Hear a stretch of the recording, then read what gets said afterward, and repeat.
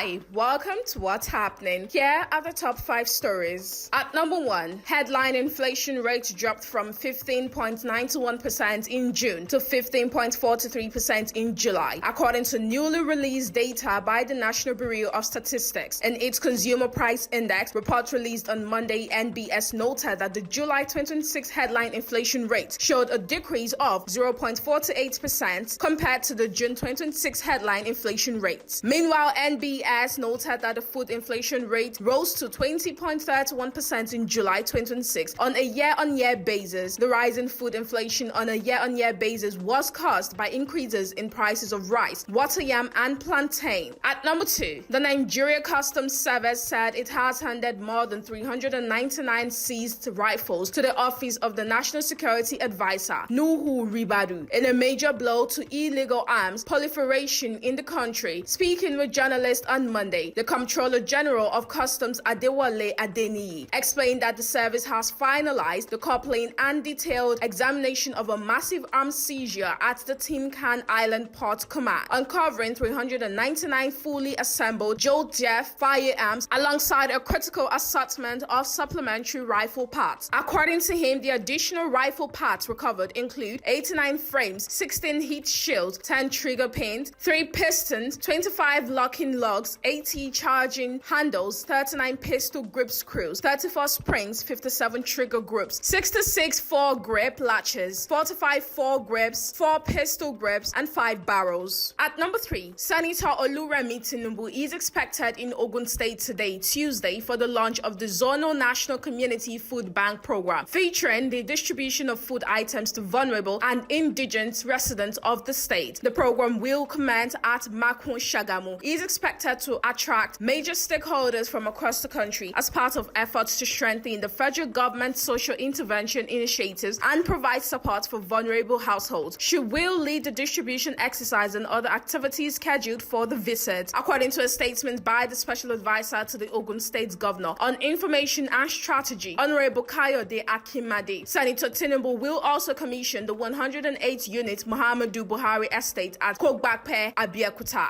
At number 4, twin earthquakes that struck Venezuela in June killed 6,438 people, according to the latest official death toll released Monday. Nearly 2 months since the disaster, relatives and rescuers continue searching for the missing amid the rubble. The latest figure, announced by Parliament Speaker George Rodriguez, brings the death toll up from last week's figure of 6,301. The 7.2 and 7.5 magnitude quakes knocked down at least 190 buildings when they struck near Venezuela's coast on June 24th. Authorities say that at least 60,000 homes were affected in some way, with 24,000 being left uninhabitable. At number 5, Nigeria Football Federation has inaugurated the newly composed fact-finding committee to investigate Nigeria's football setbacks. President of the NTF, Ibrahim Gusau, inaugurated the committee on Monday, urging the members to do a thorough job with sincerity of purpose and diligence. It has 2 weeks to carry out the probe and submit its report following the Super Falcons' failure to qualify for the 2027 FIFA Women's World Cup Finals. The NFF had last Friday set up a fact-finding committee to unravel the root cause of Nigeria's dismal showing in international competitions of recent. That's all for now. See you next time on What's Happening.